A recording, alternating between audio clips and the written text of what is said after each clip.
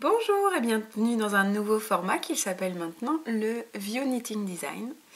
Je suis Mylène alias Folie Ordinaire et je fais cette petite vidéo pour présenter mes designs tricot. Ce processus a été assez long. C'est récent que je design des modèles. D'ailleurs, vous êtes nombreuses à me suivre dans les podcasts et merci beaucoup. Car c'est un peu grâce à vous que je me suis lancée aussi. Et aussi grâce à Simone qui m'a beaucoup soutenue et poussée à le faire. Donc voilà, merci à elle. Et comment dire? Et en fait, ça me gênait de faire de la promotion dans les podcasts, de l'auto-promo.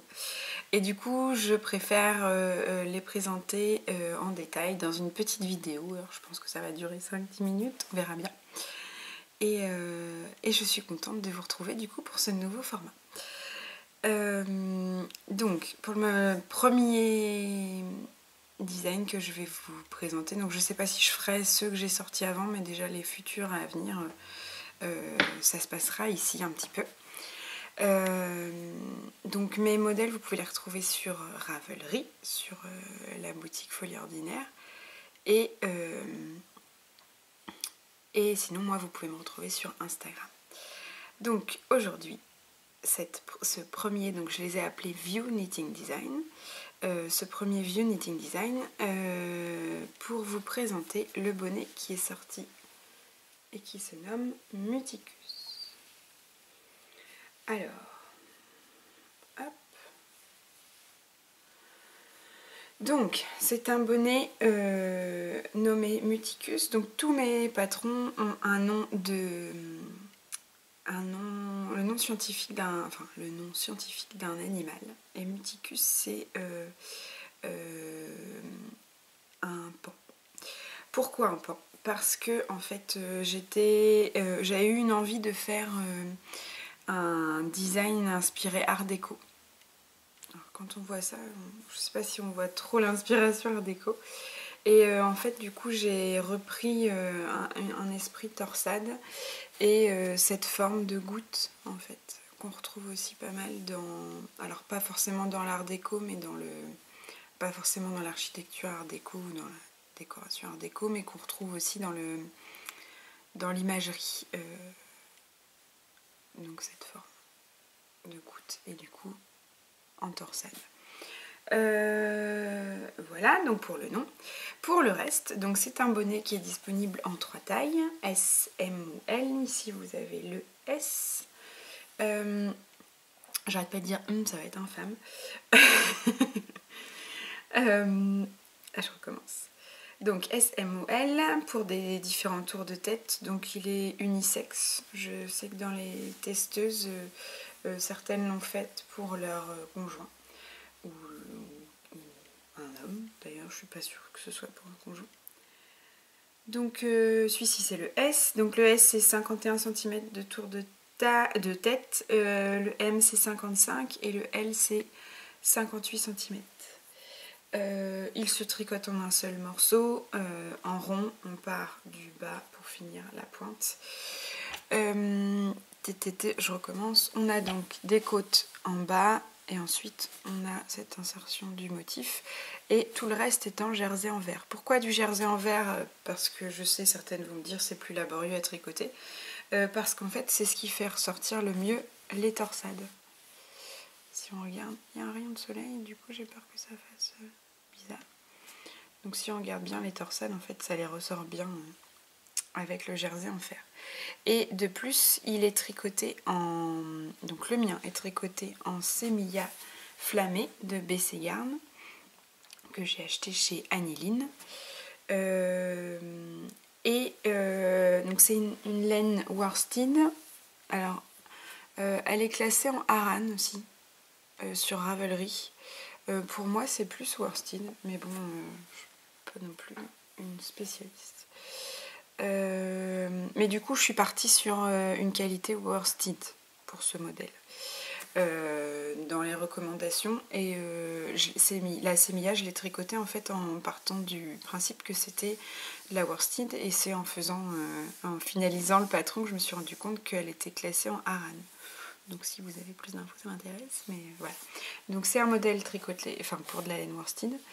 Celle-ci elle est mèche, donc c'est aussi le jersey envers, c'est ce qui ressortait mieux aussi, parce que j'étais partie sur quelque chose de texturé, enfin de beaucoup plus texturé avec un motif, mais ça rendait pas bien du tout avec cette laine mèche. Du coup ça s'est terminé comme ça dans l'esprit. Au niveau de la quantité de laine, donc je vous ai dit de la worsted, au niveau de la quantité de laine, pour le S, je préconise à peu près 100, j'ai mis 113 grammes, c'est précis, mais en fait c'est des calculs un peu... c'est très théorique les calculs, donc le 113 non, parce que c'est à part de mon modèle. Moi j'ai utilisé un peu moins de 113, mais du coup je compte 5% de laine en plus parce qu'on tricote toutes différemment et que personne n'utilise vraiment le même métrage. Donc ici pour le S, moi j'ai dû utiliser 107 mètres, un truc, donc je recommande 113 mètres. Pour le M, 130 mètres, et pour le L, c'est plus 147 mètres, si je dis pas de bêtises. Non, je n'en dis pas puisque j'ai vérifié avant. Et donc voilà, je vais vous l'essayer quand même, histoire de le voir en situation. Donc, hop, alors forcément, un bonnet, il faut voir dans toute sa hauteur. Donc ici, il couvre plutôt bien au niveau de la nuque. Alors moi, le mien, il est très près. Je sais que certaines l'ont fait un peu plus slouchy. Donc il est un peu plus large, notamment là en haut et sur le haut, donc il y en a certaines, il retombe un peu plus, pas pour le mien.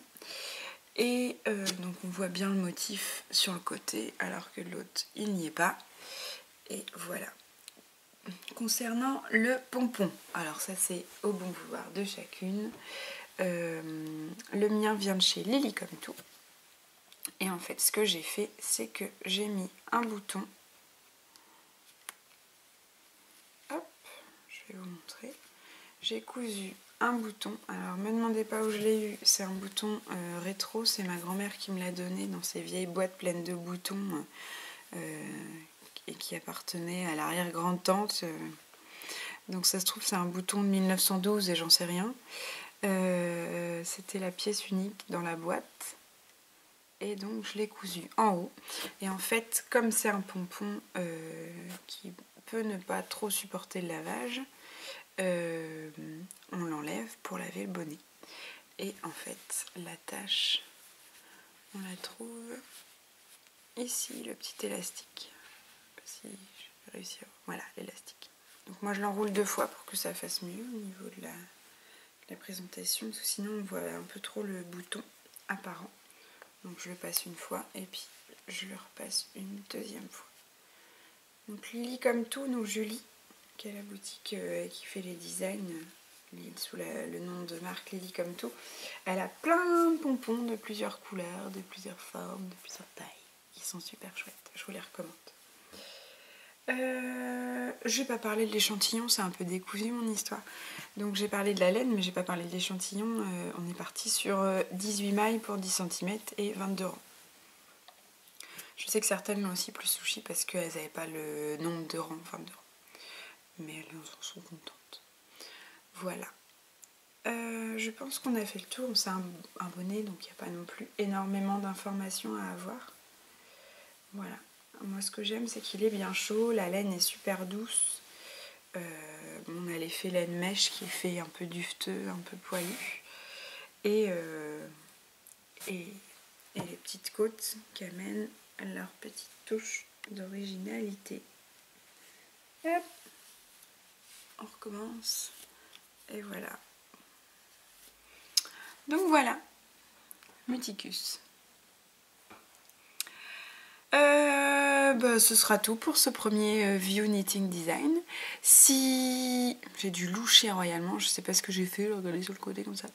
N'hésitez pas à me donner votre avis, ça m'intéresse. Si vous trouvez ça barbant, si vous trouvez ça plutôt intéressant, si c'est utile ou non. Et pour finir, je vais vous mettre à la fin de la vidéo les photos de certaines testeuses. Parce que comme ça donne aussi un autre aperçu avec des laines différentes. Par exemple, il y a la version de Virgin Monica, Virginie, non je sais, j'ai un trou de mémoire, Virgin Monica, qui me l'a fait en Gilliatt, qui est assez sympa. Et il y a plusieurs autres versions, donc je vais vous les mettre en photo à la fin. Et je vous souhaite une bonne soirée, une bonne journée d'ailleurs aussi, ou quoi que ce soit, tout ce que vous avez envie. Et à bientôt. Bisous.